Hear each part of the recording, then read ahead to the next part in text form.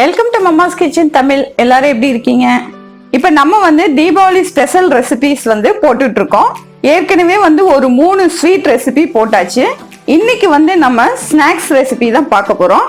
இதுவும் எல்லாருக்குமே ரொம்ப ரொம்ப பிடிச்ச, அதே மாதிரி ரொம்ப ஈஸியா டைமிங் கம்மியா எடுத்து செய்யக்கூடிய ஒரு ஸ்நாக்ஸ் ரெசிபி தான் பார்க்க போறோம். மிளகு காரா சேவு. ஆல்ரெடி நான் அந்த 3 ஸ்வீட் ரெசிபி போட்டிருக்கேன் இல்லையா, அதை பார்க்காதவங்களுக்காக அதோட பிளேலிஸ்ட் லிங்கை கீழே டிஸ்கிரிப்ஷன்லயும் மேல ஐ பட்டன்லயும் தரேன். பார்க்காதவங்க செக் பண்ணி பாருங்க. இப்ப வாங்க இந்த சூப்பரான கிறிஸ்பியான டேஸ்டான மிளகு காரா சேவு எப்படி பண்ணலாங்கிறத பார்ப்போம். மிளகு காரா சேவ் செய்யறதுக்கு ஃபர்ஸ்ட் ஒரு மிக்சிங் பவுல் எடுத்துக்கலாம். இதுல 1 கப் அளவுக்கு கடலை மாவு சேர்த்துக்கலாம். எந்த கப்ல நம்ம கடலை மாவு எடுத்திருக்கோமோ அதே கப்ல 1/4 கப் அளவுக்கு அரிசி மாவு சேர்த்துக்கலாம். இது பச்சரிசி மாவு.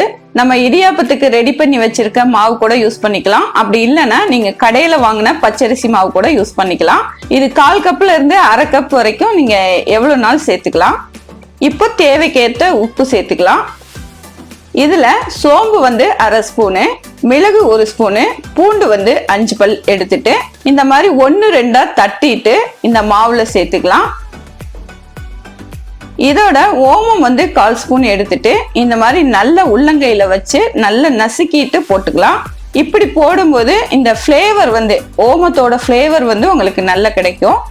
இப்ப இதோட 2 ஸ்பூன் அளவுக்கு வெண்ணெய் சேர்த்துக்கலாம். வெண்ணெய் நீங்க சேர்க்கல அப்படின்னா நல்ல சூடான எண்ணெய் ஒரு 3 ஸ்பூன் சேர்த்துக்கோங்க.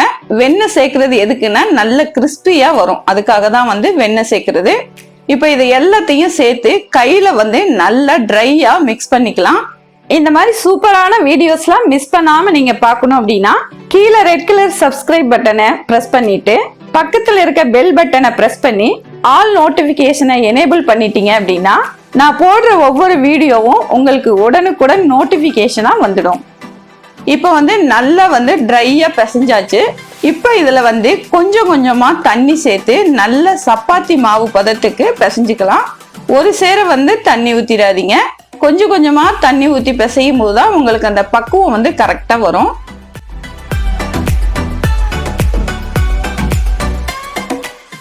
இப்போ சப்பாத்தி மாவு பதத்துக்கு நல்லா பிசைஞ்சாச்சு.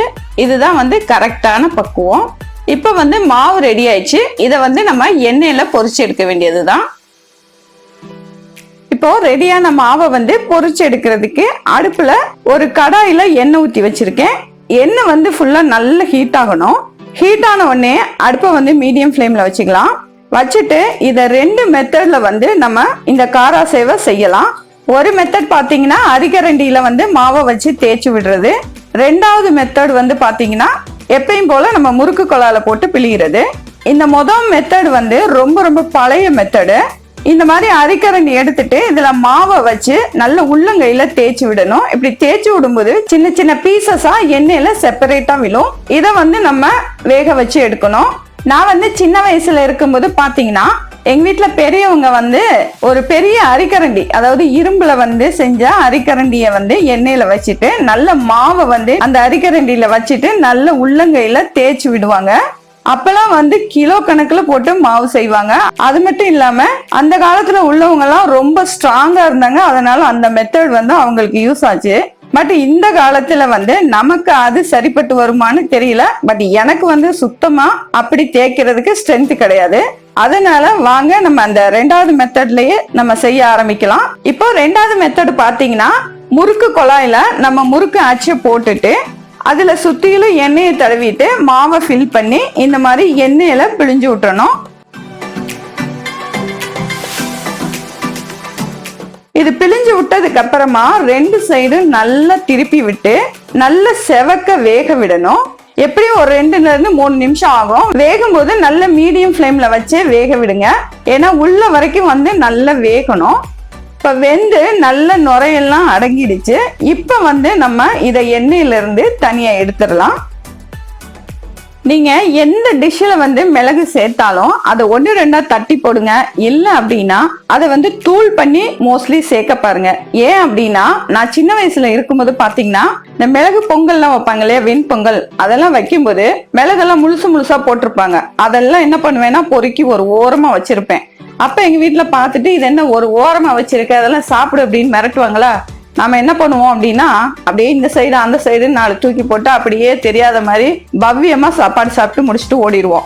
அது அந்த வயசுல விளையாட்டா தெரிஞ்சிச்சு. ஆனா பெரிய வயசு வரும்போது அந்த மிளகோட மருத்துவ குணம் தெரிஞ்சதுக்கு அப்புறம் நம்ம எந்த அளவு தப்பு பண்ணிருக்கோம் அப்படின்னு இப்போ உணர்ந்து பாக்குறோம். அதனால நான் என்ன பண்றேன் அப்படின்னா, இப்பெல்லாம் மிளகை நான் முழுசாவே சேர்க்கறது கிடையாது. எந்த டிஷ்லயும் இந்த மாதிரி 1-2 தட்டி போட்டோ இல்ல அப்படின்னா தூளாவோ தான் சேர்க்கிறேன்.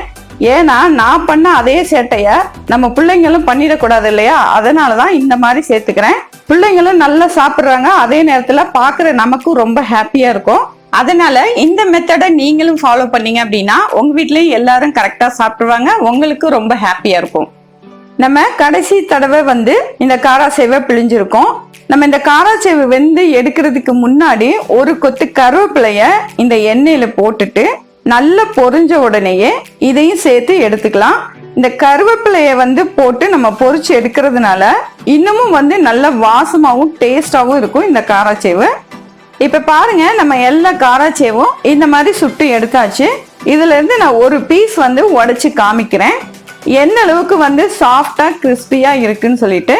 இது ரொம்ப ஹார்டா இருக்குதுங்க, சாப்பிட்றதுக்கு ரொம்ப சாஃப்டா இருக்கும், அதே நேரத்துல கிறிஸ்பியா இருக்கும். இது நான் சொல்றதை விட இதே மெஷர்மெண்ட்ல நீங்களும் வீட்டுல ஒரு தடவை கண்டிப்பா செஞ்சு சாப்பிட்டு பாருங்க. முக்கியமா இந்த தீபாவளி டைம்ல டைமிங் அதிகமா எடுத்துக்காத இந்த சூப்பரான ஸ்நாக்ஸை செஞ்சு சாப்பிட்டு பாருங்க. நல்லா சாப்பிடுங்க, ஆரோக்கியமா இருங்க, சந்தோஷமா இருங்க. மீண்டும் ஒரு புது ரெசிபியில உங்களை சந்திக்கிறேன். நன்றி.